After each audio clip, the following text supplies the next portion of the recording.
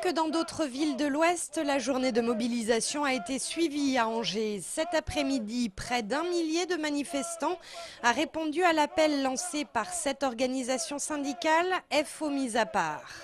Des salariés, des retraités et des politiques qui, à quelques jours des élections européennes, ont voulu profiter de cette journée d'action pour démontrer que la politique gouvernementale et l'Europe sont intimement liées. Nicolas Sarkozy a présidé l'Europe pendant 6 mois. On a vu qu'il n'y avait pas d'inversion des politiques qui étaient mises en œuvre.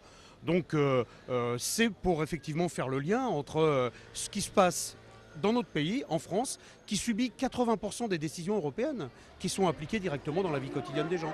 Les gens qui étaient tout de même beaucoup moins nombreux dans la rue cet après-midi que lors des manifestations du 19 mars ou du 1er mai. Mais les syndicats ne désespèrent pas que Matignon entende le message.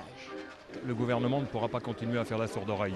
Il y a certains éléments qui montrent qu'il est très attentif à ce qui se passe dans la rue et inévitablement, la puissance, la montée en force du mouvement fera qu'un jour il sera obligé d'entendre les milliers, les millions de personnes qui sont descendues dans la rue depuis le début. Cet après-midi à Angers, les manifestants ont marché jusqu'à la préfecture. Les syndicats y ont déposé une motion pour demander à être reçus par les pouvoirs publics et par les représentants du patronat.